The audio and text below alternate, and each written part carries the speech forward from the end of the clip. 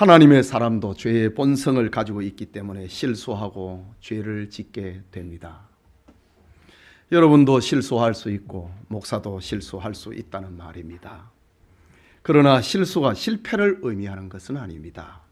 하나님의 사람은 대가를 치르고 고통을 겪는다 할지라도 결국 하나님의 인도를 받고 하나님 앞에 서게 되는 것이 신구약 성경 66권이 교훈하고 있는 진리입니다. 지난 시간에 살펴보았듯이 에서는 장자권을 소홀히 여기고 팥죽 한 그릇을 팔아버렸습니다. 복의 가치를 깨닫지 못하는 인생의 모델이 되어버리고 만 것입니다. 하나님 앞에 기회를 놓쳐버린 인생의 표본이 되고 만 것입니다. 사실 예서는 인간적인 가능성이 풍성한 사람이었습니다. 하지만 영적인 것보다 물질적인 세상적인 것에 몰입을 하다가 장자권을 잃어버렸습니다. 장자권을 잃었다고 하는 것은 하나님의 축복 모두를 다 잃어버렸다는 것입니다. 그러면 야곱의 실수는 무엇입니까? 야곱은 실수하고 죄를 저질렀지만은 에서와 달리 하나님의 축복을 소중하게 여겼습니다. 그는 야같지만은 팥죽 한 그릇으로 장자권을 사냈고 어머니와 공모하여 거짓말로 아버지로부터 오는 축복 기도를 받아냈습니다. 그리고 축복의 매듭을 지었던 사람입니다. 그는 많은 실수 중에서도 영적인 소중함을 알았습니다. 그러나 축복을 성취하는 방법이 악하여서 그의 전생애 동안 혹독한 대가를 치르게 된 사람입니다. 그러나 야곱은 결국 하나님의 손에서 연단을 받고 성화되어 권위를 갖춘 족장의 자리로 서게 됩니다. 그의 신앙과 모난 인격은 아름답게 다듬어지고 성숙됩니다. 그렇다면 야곱은 성화의 대표적인 인물이라고 말해야 할 것입니다. 하나님께서는 수많은 연단의 과정을 통하여서 야곱의 죄악된 성품과 모난 부분을 다듬어 주셨던 것입니다. 이 과정이 얼마나 힘들었던지 야곱은 나중에 바로왕 앞에 섰을 때 고백합니다. 내 나그네 길의 세월이 130년이니이다. 내 나이가 얼마 못 되니 우리 조상의 나그네 길의 연조에 미치지 못하나 험악한 세월을 보내었나이다. 하나님으로부터 연단을 받았던 그의 전생애를 그는 표현하기를 험악한 세월을 살았습니다. 예? 인간적인 방법으로 살다가 하나님으로부터 연단을 받는 그것이 너무 힘들었다는 것입니다. 여러분, 하나님은 오늘 우리에게도 동일한 것을 기대하십니다. 하나님은 성도들이 인간적인 힘과 수단과 방법으로 사는 것이 아니라 하나님의 인도와 하나님의 은혜와 하나님이 주시는 축복으로 사는 것을 원하십니다. 우리가 하나님을 의존하는 삶을 살기까지는 야곱이 험악한 세월을 살았다고 하는 것처럼 우리는 우리의 연약 때문에 고달플 수밖에 없고 불안하며 평안을 누리지 못하게 됩니다. 하나님을 의존하는 삶을 살기까지는 하나님의 능력과 축복을 체험하지 못합니다. 하나님은 우리를 하나님의 사람으로 다듬어 가시기 위하여 자기 백성을 연단하신다는 말입니다. 오늘 본문은 야곱이 인간적인 힘과 방법을 버리고 하나님의 사람이 되는 연단의 과정을 기록하고 있는 말씀입니다. 이 시간 도망자가 된 야곱이란 제목으로 창세기 강해 계속하고자 합니다. 말씀을 듣는 우리 모두에게 하나님의 은혜가 임하기를 소원합니다. 첫째로 소원을 이루었으나 가진 것이 없는 야곱입니다. 야곱은 마침내 아버지로부터 축복을 받아냈습니다.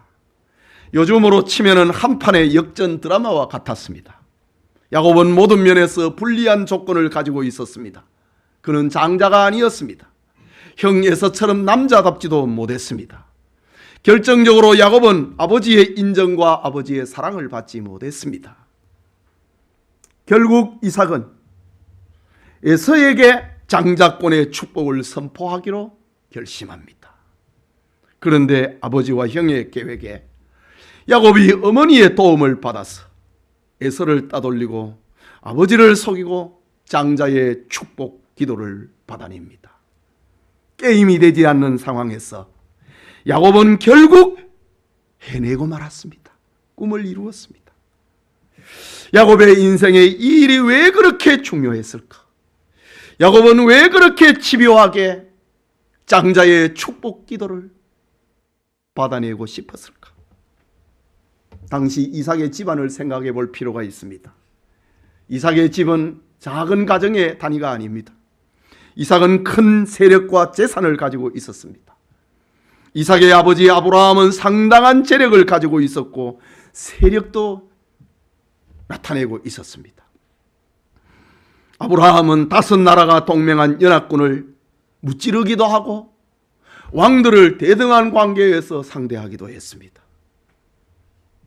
이삭은 하나님께서 아브라함에게 주셨던 모든 권세와 재산을 다 물려받았습니다. 그뿐만 아니라 하나님께서 이삭에게 큰 복을 주셨기 때문에 그 세력과 그 재산은 아버지보다 더 컸습니다. 그랄 왕 아비멜렉이 두려운 마음으로 찾아와서 이삭과 불가침 조약을 맺을 정도가 되었기 때문입니다. 그렇기 때문에 이삭의 장자권의 축복을 받는다고 하는 것은 그 집안의 권세와 재산 모든 것을 물려받는 것과 같았습니다. 그것은 마치 왕이 되는 것과 같았습니다. 아브라함의 장자가 되고 이삭의 장자가 되는 것은 왕이 되는 것과 같았다는 말입니다. 그래서 야곱은 기필코 아버지로부터 장자권의 축복을 받고자 했던 것입니다. 하지만 야곱에게는 더 중요한 것이 있었습니다. 자기가 태중에 있을 때에 예언된 하나님의 구속 언약을 계승하는 일이었습니다. 하나님은 아브라함에게 그 후손이 큰 민족을 이루고 가나안 땅을 차지하고 복의 근원이 될 것이라고 말씀하셨습니다. 아브라함은 그 축복을 아들 이삭에게 물려주었습니다. 야곱은 어머니로부터 자기와 에서가 엄마의 태중에 있을 때에 하나님께서 나를 택하였다, 그 말을 들어서 그것을 꿈꾸면서 성장을 했던 야곱입니다. 야곱은 하나님의 언약과 축복을 사모하면서 자랐습니다. 그는 하나도 남김없이 아버지로부터 계승이 되는 영육의 축복을 다 누리고 싶었습니다. 그래서 야곱은 불리한 여건 속에서도 어머니와 공작을 해서 마침내 그 꿈을 이루었습니다. 그런데 꿈을 이루었는데, 아버지로부터 장자권이 축복을 받았는데 야곱에게 뜻밖의 결과가 찾아왔습니다. 아버지로부터 장자권의 축복을 받으면 아버지의 기도처럼 형 에서가 자기에게 굴복을 해야 되는데 그 축복의 현실은 형통하지 못했다고 하는 사실입니다. 에서는 이제 야곱의 승리를 인정을 하고 아버지의 기도처럼 그에게 굽실거리고 아부를 해야 되는데 이렇게 하지 아니하고 오히려 형 에서가 복수심에 불타서 야곱을 내가 죽여버리겠다고 원한을 품게 된 것입니다. 당시의 상황을 기록하고 있는 말씀이 오늘 본문 41절의 말씀인데 우리 같이 41절을 읽겠습니다.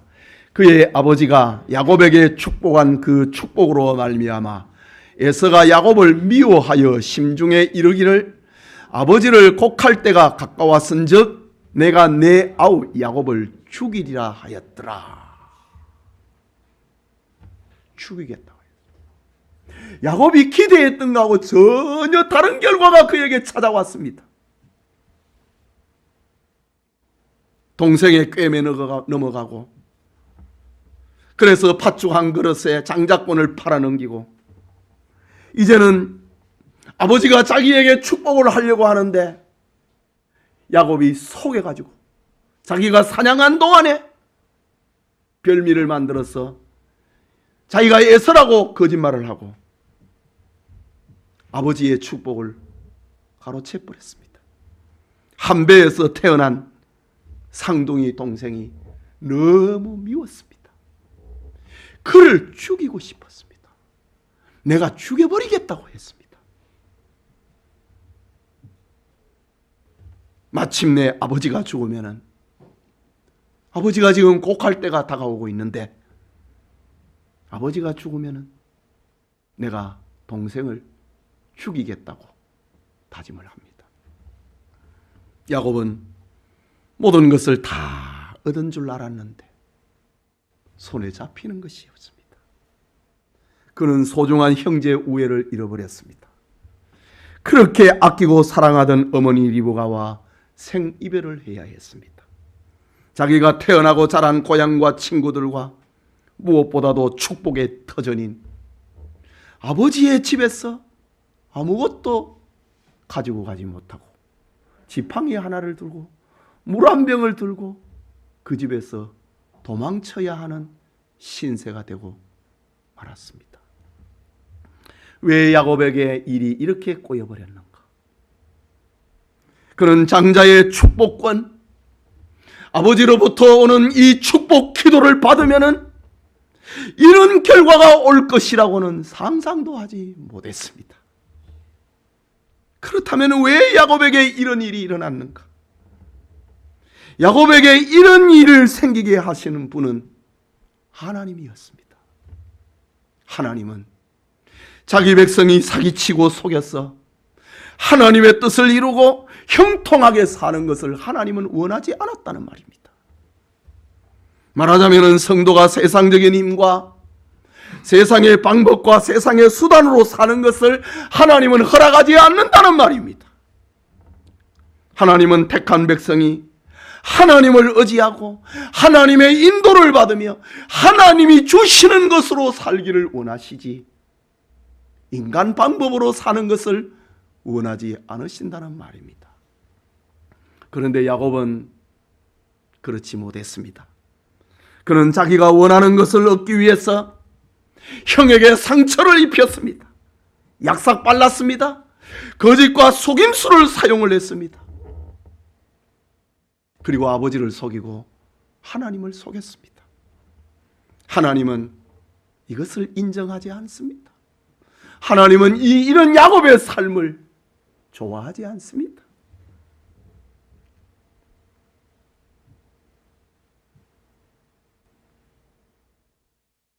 하나님께서는 야곱으로 하여금 이런 인간적인 방법으로 사는 것을 이제 끝내게 하십니다. 그래서 하나님은 야곱을 징계하십니다.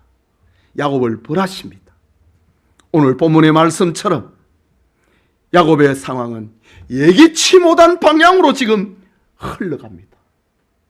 자기가 기대했던 것하고 장자권을 받고 형으로부터 사내과 아버지의 축복 기도를 받으면은 그 기도의 내용처럼 형통하고 형 에서가 자기에게 굴복을 하고 엎드릴 줄 알고 자기에게 인정을 할 줄 알았는데 내가 진다 내가 졌다 이렇게 할 줄 알았는데 오히려 죽이겠다고 나선 겁니다. 야곱의 상황은 전혀 예기치 못한 방향으로 흘러갔습니다. 이것은 하나님이 야곱에게 내린 벌이었습니다. 하나님은 야곱의 마음에 잠재된 사기와 거짓, 교활함을 걷어내기 위해서 이제는 연단의 불 속으로 야곱을 넣어버리십니다. 여러분, 하나님께서는 자신이 선택한 백성이 하나님만을 의지하고 하나님의 인도를 받고 하나님이 주시는 것으로 살아가기를 원하십니다. 하나님은 우리에게 필요한 모든 것을 다 아십니다. 하나님은 이 모든 것을 다 주실 수 있는 분입니다. 예수님께서도 말씀하시기를 마태복음 6장 32절과 32절에 그러므로 염려하여 이르기를 무엇을 먹을까 무엇을 마실까 무엇을 입을까 염려하지 말라. 이는 다 이방인들이 구하는 것이라. 너희 하늘 아버지께서 너희 이 모든 것이 너희에게 있어야 할 줄 아시느니라 라고 했습니다. 우리의 필요한 것을 다 아시는 하나님, 우리에게 모든 것을 주시는 하나님, 너무나 당연한 것입니다. 그런데 오늘 성경의 야곱은 이방인들이 구하는 방법으로 이방인들이 살아가고 있는 그 꾀와 속임수와 약삭발음, 이 방법으로 사는 겁니다. 하나님의 사람은 인간적인 술수와 세상적인 방법으로 살지 말고 하나님만을 의지하는 믿음으로 살아야 됩니다. 그렇게 될 때 하나님은 우리의 필요한 것을 다 주시는 분입니다. 이런 경우에 예수님은 너희는 먼저 그의 나라와 그의 의를 구하라. 그리하면 이 모든 것을 너희에게 주시리라 라고 하셨습니다. 성도들이 인간적인 방법으로 세상 사람들이 살아가고 있는 힘과 권력과 속임수로 안 살아도 사는 길이 있다 이거지요. 너희는 먼저 그의 나라와 그의 의를 구하라. 그리하면 이 모든 것을 너희에게 주시리라 라고 했습니다. 그런데 문제는 우리가 실제로는 말씀대로 살지 못한다는 것입니다. 이것이 문제입니다. 세상에 살다 보면은 죽도록 노력하고 싸워야 얻을 수 있는 것이 어떤 것을 얻을까 말까 하는 것들이 있습니다. 때로는 믿음도 잠시 버려야 되고 양심도 팔아야만 취할 수 있는 것들이 있습니다. 그래서 지금도 많은 교인들이 하나님이 인정하지 않는 방법과 수단으로 살아가고 있지 않습니까? 그런데 중요한 것이 있습니다. 그런 방법으로 원하는 것을 얻었다고 칩시다. 그때 하나님이 침묵하시겠는가? 오늘 야곱의 삶의 형편에 하나님이 침묵하셨는가? 하나님 침묵 안 하셨습니다. 하나님께서는 야곱을 연단 속으로 넣어버렸습니다. 더 이상 인간 방법으로 살지 못하고 하나님의 인도를 받고 하나님이 주시는 것으로 사는 그 길로 야곱을 넣어버렸습니다. 하나님은 자기 백성이 인간 방법으로 하나님이 아니라 자기 힘으로 살아가는 것, 그것을 원하지 않습니다. 그래서 야곱처럼 인간의 방법으로 그것을 얻었는데 잡은 것이 없도록 만들어버리고 때로는 땅바닥에 사정없이 내동정이 쳐버리기도 하십니다. 그동안에 그렇게 애쓰고 수고한 모든 노력이 수포로 돌아가고 이룬 것이 없도록 해버리십니다. 뭘 돈을 좀 모아놨는데 브레이크가 걸리고 뭐 좀 모은 것 같은데 자식이 중병에 들어버리고 뭘 좀 모은 것 같은데 거래처가 사기를 쳐버리고 인간 방법으로 살아가면 잡은 것 같은데 잡은 것이 없다 이거지요. 오늘 야곱의 인생이 우리에게 이것을 교훈하고 있습니다. 야곱을 보십시오. 그는 잔머리를 굴리고 수단과 방법을 가르지 않고 원하는 것을 다 얻어냈습니다. 그러나 그것을 얻었다고 생각을 하는 순간에 그는 바닥으로 굴러떨어졌습니다. 그가 얻었다고 생각하는 모든 것을 하나도 만져보지 못한 채 고스란히 집에 남겨두고 집을 떠나 도망쳐야만 했습니다. 아버지의 모든 재산은 형의 것이 되어버렸습니다. 여러분, 이 이야기는 모세가 출애굽한 이스라엘 백성들에게 들려준 말씀이라는 사실은 대단히 중요합니다. 출애굽한 이스라엘은 구원받은 백성입니다. 그들이 하나님의 방법으로 살지 않고 인간 방법으로 살면은, 인간적인 술수로 살면은 야곱처럼 하나님 앞에 연단을 받는다는 사실을 미리 알려주는 겁니다. 그것이 이스라엘 백성들의 불순종 때문에, 인간 방법 때문에 가나안에 올라가자, 하나님이 우리에게 주신 것이다, 우리 못 가겠다, 거기에는 거인들이 살고 있다, 철병거를 가지고 있다, 그들에 비하면 우리는 메뚜기 떼와 같다, 우리 이제 새 지도자를 뽑아야 안 되느냐, 그리고 애굽으로 돌아가자, 가나안으로 가자고 했던 여호수아와 갈렙, 모세와 아론, 우리가 돌로서 때려 죽여버리자. 그때 하나님이 개입하셨지요. 하나님이 개입을 하셔갖고 모세와 아론, 여호수아와 갈렙을 구원해내시고, 못 가겠다고 했던 너희들은 너희 말대로 가나안 땅에 못 들어간다. 그로부터 38년 동안에 광야에서 방황해야 된다. 너 연단 받아야 된다. 지금 야곱의 인생을 지금 이스라엘 백성들이, 출애굽한 이스라엘 백성들이 지금 재판을 하고 있는 겁니다. 재연을 하고 있는 겁니다. 이런 삶을 산다는 거지요. 뿐만 아니라 이 말씀은 오늘 우리를 교훈하고 있습니다. 하나님의 사람이 하나님의 방법으로 살지 아니하고 인간의 방법으로 살면은 얻었으나 얻은 것이 없고, 잡았으나 잡은 것이 없고, 내동댕이 치고, 하나님은 자기 백성을 하나님의 사람으로 만들기 위하여서 그를 연단하신다. 그것이 오늘 본문에 우리에게 주는 교훈입니다. 야곱이 장자의 축복권을 받아내면은 이런 결과가 온다고 하는 거 꿈엔들 알았겠습니까? 아무것도 가지지 못하고 내동댕이 칩니다. 그리고 하나님은 하나님의 방법대로 나중에 야곱을 거부가 되도록 만들어 주십니다. 깨닫는 은혜가 있기를 소원합니다.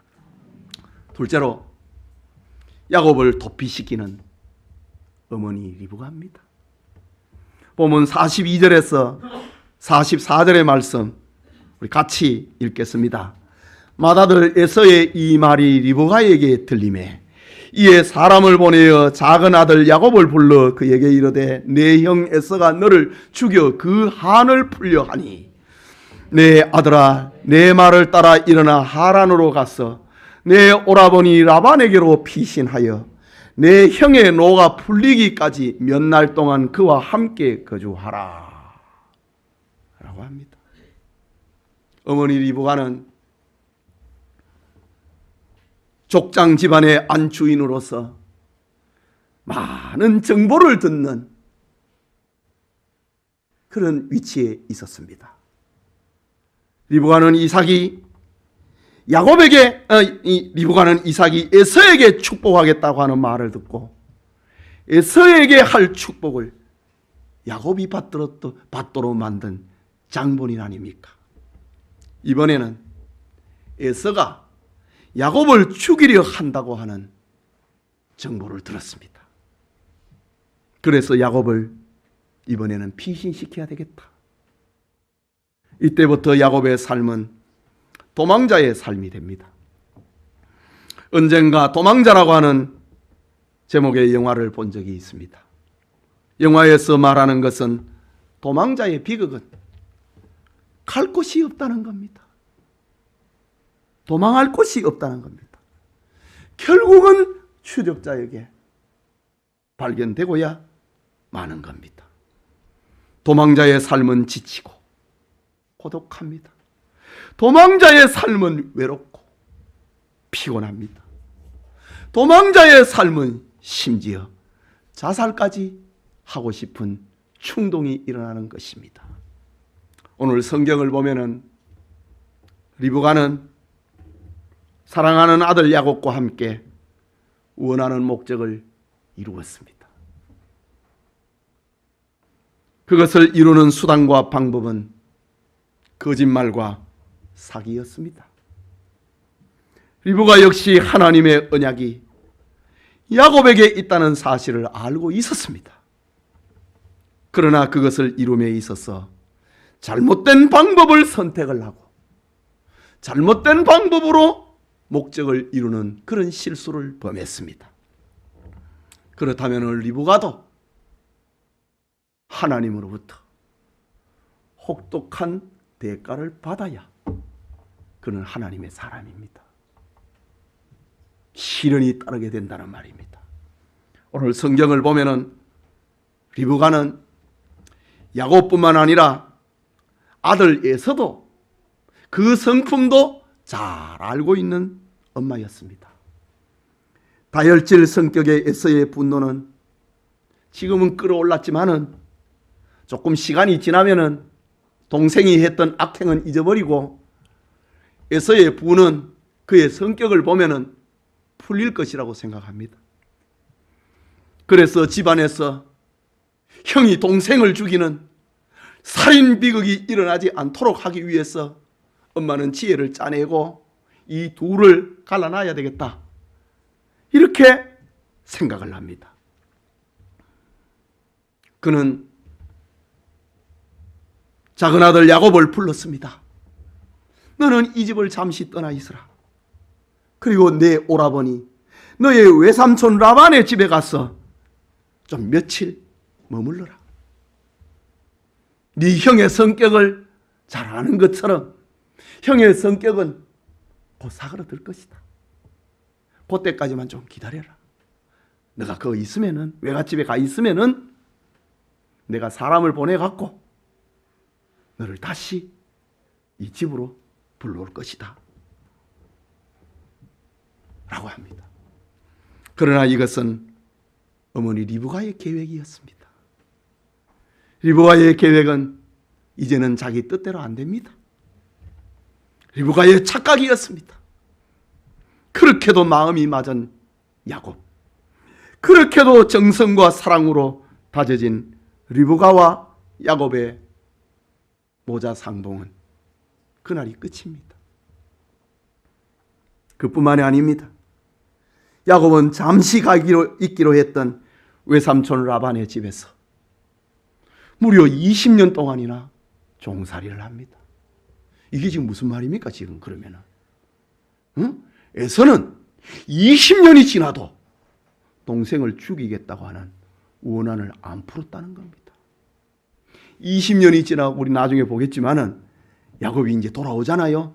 하나님의 말씀을 듣고 집에서 보내온 사람의 이야기를 듣고 야곱이 돌아오는 게 아니고 이미 그때는 리브가는 죽어버리고 하나님의 말씀을 듣고 저 아람 땅에서 얻은 재산을, 자식을 데리고 돌아옵니다. 이때 야곱이 400명의 병사를 거느리고 다가옵니다. 동생이 오는데 왜 병사 400명을 데리고 옵니까? 죽이겠다는 겁니다. 이때 하나님이 개입하시지요. 우리 나중에 또 어려운 시간이 있을 겁니다. 하나님이 개입했다 이제. 그러니까 야곱은 이제는 하나님의 방법으로, 하나님의 인도로, 하나님이 주시는 것으로 살아야 된다는 겁니다. 이 과정에 이르기까지 야곱은 20년 종생활을 하게 되는 겁니다. 이 모든 것은 리브가와 야곱이 하나님의 뜻을 거짓과 속임수와 술수, 인간적인 방법으로 성취하려고 했던 그 결과였습니다. 하나님은 이들의 죄를 징계하신 겁니다. 금방 돌아올 줄 알았던 야곱이 리브가가 생존해 있는 동안에 돌아오지 못하고 그날이 이별의 날이 되고 만 것입니다. 리브가는 일평생 그와 마음이 맞았던, 입에 혀처럼 살았던 아들 야곱을 그리워하고 눈물로 세월을 보냅니다. 그렇다면 리브가는 자기가 의지하는 아들을 떠나보내고 자기의 죄를 회개하고 오직 하나님만을 의지하는 삶으로 여생을 살게 됐다는 말입니다. 뿐만 아니라 하나님은 야곱 역시 하나님을 의지하고 인간의 힘과 수단과 방법을 이제는 더 쓰지 못하도록 연단하신 것입니다. 여러분, 우리는 종종 하나님의 뜻을 거역하면서 야곱처럼 야망과 계획을 이루려고 할 때가 있습니다. 출애굽한 이스라엘 백성들이 그랬던 것처럼 말입니다. 우리는 성경을 보면서 인간의 세속적인 계획이 얼마나 허망하다고 하는 사실을 깨달아야 됩니다. 그렇다면 우리는 성경을 읽고 설교를 들으면서 우리의 인간적인 야망과 계획을 내려놓는 것을 배워야 됩니다. 내 힘과 인간적인 방법으로 원하는 것을 얻겠다는 생각을 내려놔야 됩니다. 그것을 버리지 않고 계속해서 잔머리를 굴리고 하나님께서 기뻐하시지 않는 수단과 방법을 고집을 하면 연단의 세월은 더 길어집니다. 연단의 강도도 더 강해질 수밖에 없습니다. 하나님 앞에 합당하지 못한 악하고 못된 것을 내려놓는 우리 성도님들이 되기를 바랍니다. 계속해서 본문 26절을 봅니다. 읽겠습니다.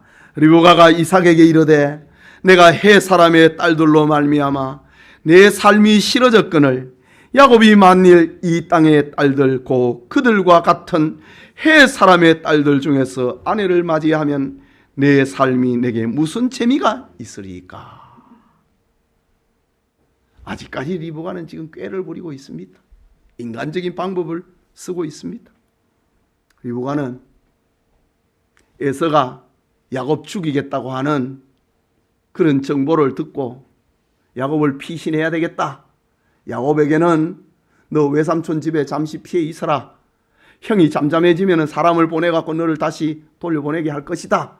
이것이 사건의 본질입니다. 그런데 리브가는 족장이자 남편인 이삭에게 찾아가서 다른 방향으로 이야기합니다. 분위기와 전혀 어울리지 않게 야곱의 결혼 문제를 꺼내면서 아들 야곱을 내 오라버니 라반의 집에 야곱을 보내야 되겠습니다 라고 얘기합니다. 물론 리브가의 말은 틀린 것은 아닙니다. 옳은 말입니다. 그것은 첫째 아들 에서가 이 가나안 땅에서 가나안 땅의 해 사람, 가장 잔인했던 사람, 해 쪽 속에 그 딸들 가운데서 2명이나 에서가 아내를 취했기 때문입니다. 그래서 리브가는 이 두 아들 사이에 일어나는 비극을 얘기하기보다는 결혼 문제를 가지고 이삭에게 남편에게 찾아가서 내 아들 야곱마저 이 땅에서 며느리를 보면 어떻게 되겠습니까? 저 내 고향 땅 하나님의 사람들 가운데서 며느리를 얻어야 됩니다. 그러면서 남편을 졸릅니다. 내가 해 사람의 딸들로 말미암아. 며느리가 둘이거든요. 응? 에서가 지금 2 며느리를 얻었거든요. 2 아내를 얻었거든요. 내가 해 사람의 딸들로 말미암아 내 삶이 싫어졌다 이거지. 살기 싫다 이거지. 며느리의 불효 때문에 내가 살고 싶지 않다 이거지. 그리고 마지막에 보면은 내 삶에 무슨 재미가 있으리까? 내가 사는 재미도 없다고 합니다. 며느리 때문에. 시어머니도 이거 공감하십니까? 알지요? 여기 싫어졌다. 내 삶이 싫어졌다 라는 히브리 말은 쿠츠라고 하는 말입니다. 상심이 됐다. 내 삶이 고달프다고 하는 거죠. 내 삶이 실증이 났다. 죽고 싶다고 합니다. 시어머니 리브가가 에서의 아내들, 두 아내들 때문에 내가 죽고 싶은 지경이 되었다고 자기 남편에게 지금 조릅니다. 그러니 둘째 아들 야곱은 하나님의 자녀들의 가운데서 아내를 취해야 되지 않겠습니까? 이상은 거절을 못하지요. 이제 우리 다음 시간에 우리 생각하는 것은 이제 결혼입니다. 결혼의 문제. 근데 오늘 이 본문의 말씀 그 전에 창세기 26장 34절 35절을 한번 보십시오. 그 앞장으로 넘어가서 에서가 40세에 헷족소 부에리의 딸 유딧과 헷족소 엘론의 딸 바스맛을 아내로 맞이하였더니 그들이 이삭과 리브가의 마음에 근심이 되었더라. 40살입니다. 지금은 그로부터 20-30년이 지났습니다. 리브가는 며느리를 얻은 지 20년 내지 30년 동안에 저 며느리들 때문에 내가 못 살겠다는 겁니다.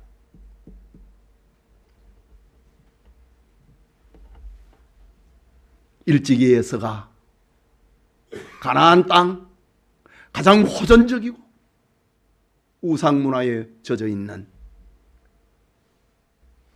두 여인을 아내로 맞이했는데 그들이 이삭과 리브가에게 근심이 됐다고 합니다. 그러면 이게 뭐냐 이거지요. 이건 단순한 불효 아닙니다. 예? 해쪽 속의 여인, 두 며느리로 인해서 이삭과 리브가에게 근심이 됐다고 합니다.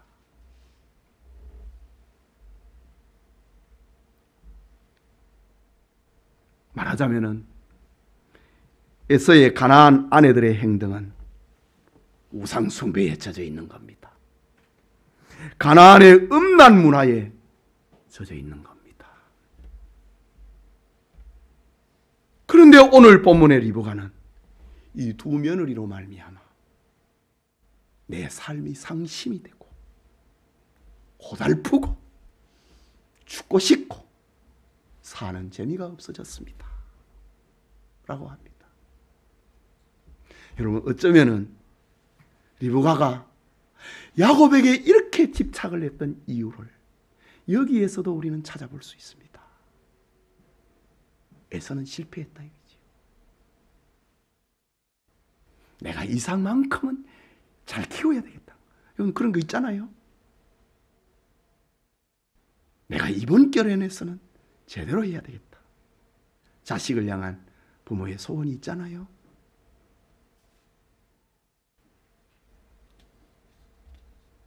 리브가가 야곱에게 그렇게 집중하고 야곱아 너가 복을 받아야 된다.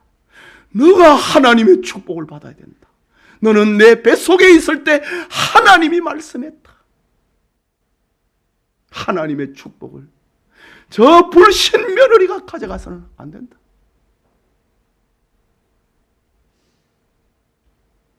그래서 리브가는 야곱을 편애할 수밖에 없었고 야곱에게 모든 것을 걸 수밖에 없었던 것입니다.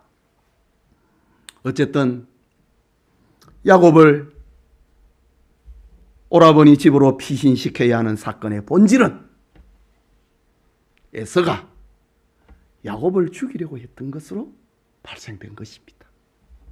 하지만 리브가는 이렇게 말하지 않았습니다. 이것은 모든 사람들의 마음에 가지고 있는 이중성을 말하기도 합니다. 지금 가정이 풍비박산이 났습니다.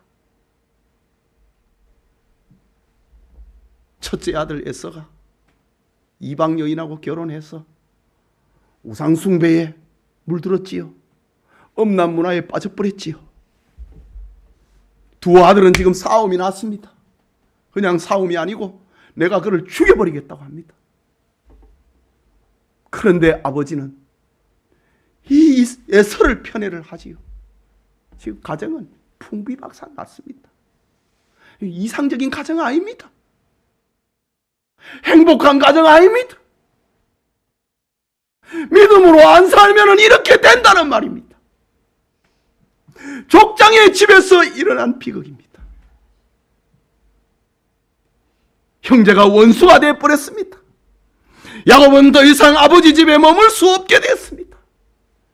이것이 믿음의 조상 이삭 가정에서 벌어진 현실입니다. 이때 리브가는 남편 이삭에게 야곱을 paddan 아람으로 보내야 한다는 당위성을 결혼 문제를 가지고 설득을 시킵니다.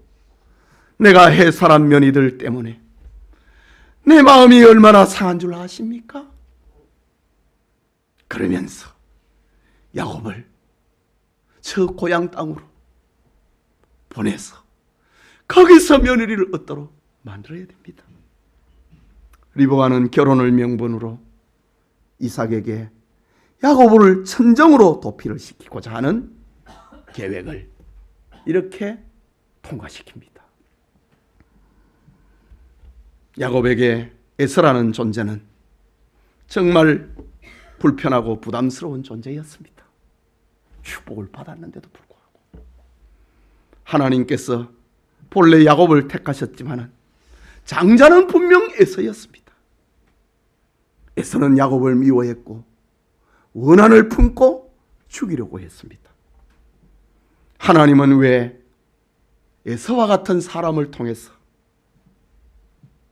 야곱을 연단하기를 원하셨을까요?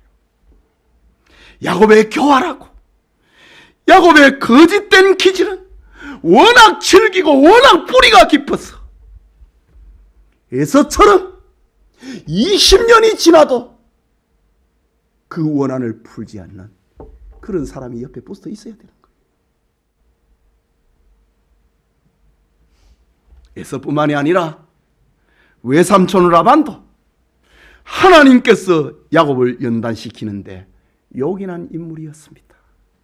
나중에 야곱이 20년 종살이하고 집에 돌아올 때에 고향으로 돌아가려고 할 때에 라반이 찾아옵니다. 병사들을 끌고 찾아옵니다. 너 왜 나한테 얘기도 안 하고 손자들 다 데리고 도망가는 거야? 야곱이 얘기합니다. 외삼촌이요. 내가 외삼촌 집에서 20년 동안 일을 했습니다. 그런데 외삼촌은 나에게 10번이나 속였습니다. 하나님이 라반에게 개입을 해갖고 야곱 건드리지 마라. 하나님이 해주지 않았다면 얘기를 합니다. 어젯밤에 하나님이 나에게 찾아와서 말씀하지 않았다면 너는 죽었을 것이라고 얘기를 합니다. 이런 과정을 지금 야곱은 살게 됩니다. 이 사람들 때문에 야곱은 많은 고생을 합니다. 그들 때문에 결국 야곱은 자기 안에 있는 악하고 교활하고 거짓된 것을 다 내려놓게 됩니다. 에서와 라반은 하나님께서 야곱을 연단시키기 위해 사용하신 도구였다는 사실입니다. 여러분,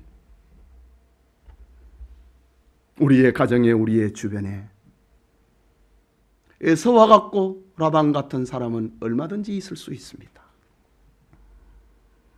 성도님들 주위에 있는 고약한 사람들 때문에 힘들다고 하소연하는 이들이 있지요. 그 사람들 때문에 죽을 지경이라고 말하는 이들도 있습니다. 이럴 때 어찌해야 좋겠습니까? 우리는 사람을 볼 것이 아니라 하나님을 바라봐야 됩니다. 나를 연단하시는 그들은 하나님의 도구입니다. 이 사실을 깨닫고 그 사람들 속에서 믿음을 지켜야 됩니다. 그리고 나의 잘못된 성품과 기질을 계속해서 죽여야 됩니다. 우리의 가정에, 우리 회사에, 우리 이웃을 통하여 끊이지 않는 고통, 반복된 시련이 있습니까? 이때 우리는 어떻게 해야 될까요? 우리의 연약, 우리의 부족이 무엇인지 살펴보고 바로잡아야 됩니다. 혹시 하나님 앞에 약속한 것을 지키지 않는 것은 없는가? 하나님 앞에 서원한 것을 놓치고 잊어버리고 살고 있지는 않은가? 시련을 통하여서 그것이 보석처럼 떠오른다는 것이요. 이것이 오늘 성경에 야곱의 연단이 주는 교훈입니다. 우리가 그렇게 할 때 하나님께서는 우리의 연단을 끝낼 것입니다. 그때 우리는 아름답고 성숙된 신앙과 인격을 갖추게 될 것입니다. 고통과 갈등을 안겨주고 나를 대적하는 사람들 속에서 우리 성도님들 하나님을 바라보며 성숙하게 다듬어지는 성화적인 삶을 살아가는 은혜가 있기를 바랍니다. 사랑하는 성도 여러분, 이삭과 리브가 야곱과 에서 중에서 가장 결정적인 실수를 한 사람은 누구라고 생각하십니까? 바로 이삭입니다. 아버지 이삭입니다. 이삭은 하나님의 뜻을 알면서도 인간적인 방법으로 하나님의 계획을 바꾸려고 했습니다. 이삭은 가장이기 때문에 그의 실수가 가장 큽니다. 가정의 결정적인 책임은 가장에게 있습니다.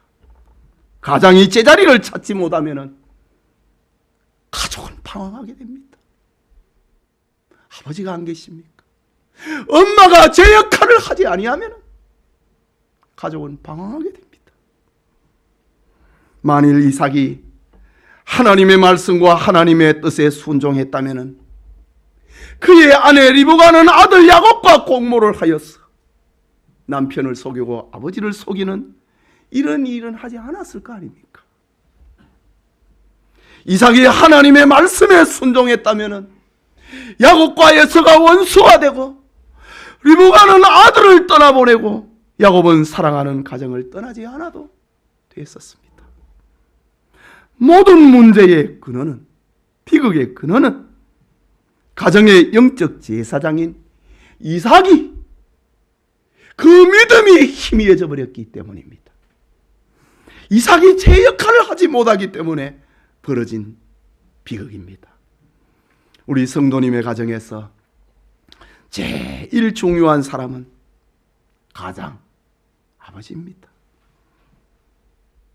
아버지는 가정의 보호자요, 안내자요, 위로자요, 신앙의 기둥이 되어야 됩니다. 아버지를 잃었습니까? 어머니가 안내자가 되고 기둥이 되고 위로자가 되어야 되는 겁니다.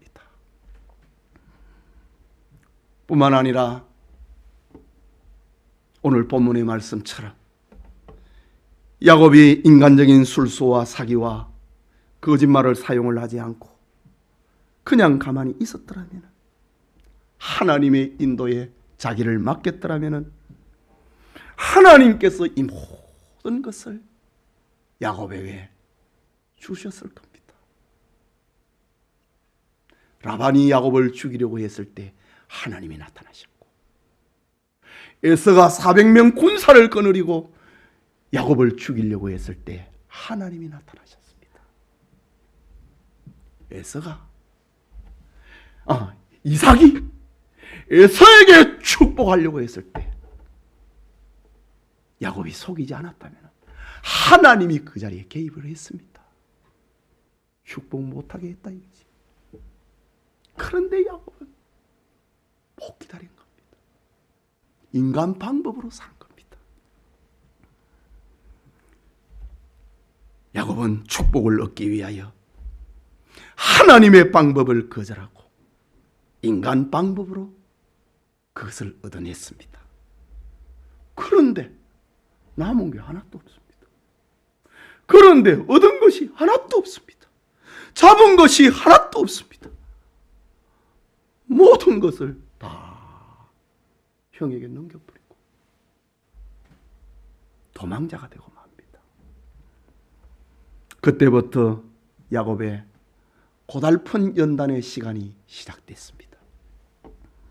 그의 잔머리 굴리는 교활함과 사기, 거짓된 것들이 다 죽어지고 밝혀지고 없어지기까지 야곱은 하나님으로부터 혹독한 연단을 받게 됩니다. 그래서 서두에 말씀드린 것처럼 내가 험악한 세월을 살았나이다 라고 말하는 겁니다. 오늘 본문이 주는 결정적인 교훈은 이것입니다. 하나님의 사람은 하나님을 의지하고 하나님의 인도를 받고 하나님의 방법으로 하나님이 주시는 축복을 먹고 살아야 된다라는 사실입니다. 여러분의 가정에, 회사에, 주변에 여러분을 힘들게 하는 이가 있습니까? 일이 꼬이고 다 얻은 것 같은데 잡히는 것이 하나도 없고 놓쳐버린 일이 있습니까? 하나님 앞에서 야곱이 그랬던 것처럼 자기를 돌아보시기 바랍니다. 하나님께서 원하시는 믿음의 사람이 되기까지는 이런 일이 반복된다는 사실입니다. 그것을 성경은 교훈을 합니다. 지금 하나님께서 기뻐하지 않는 길에 서 있다면 돌아서셔야 됩니다. 내려놓아야 됩니다. 버려야 됩니다. 그리고 하나님이 인정하시는 신앙의 길, 신앙의 인격을 갖추는 성도님들이 되시길 바랍니다. 우리 영천의 모든 성도님들에게 이런 하나님의 은혜가 임하기를 소원합니다. 우리 같이 기도합시다. 말씀을 받았습니다. 도망자가 된 야곱이라고 하는 제목을 정해봤습니다. 여러분, 세상에 우연이라는 것은 없습니다. 참새 2마리가 한 아사리온에 팔리고 참새 5마리가 2 아사리온에 팔리고 사람들이 흥정을 하는 것, 그리고 덤으로 하나 더 주는 것, 이 우리 인생사 아닙니까? 이런 일까지라도 하나님이 허락하지 않으면 되는 법이 없느니라 라고 말씀하셨습니다. 내가 내 방법대로 하면 빠른 것 같지만은 그러나 결국은 야곱처럼 얻은 게 없는 겁니다. 성도님, 하나님의 방법으로 살아야 됩니다. 하나님의 인도로 살아야 됩니다. 하나님이 주시는 축복을 먹으면서 살아야 됩니다. 우리가 이 성도의 길을 가기까지 야곱처럼 연단은 계속된다는 사실을 잊지 말고 정말 험악한 세월을 살았습니다. 이런 고백 말고 내려놓을수록 버릴수록 더 빠른 것입니다. 말씀 생각하고 기도합시다.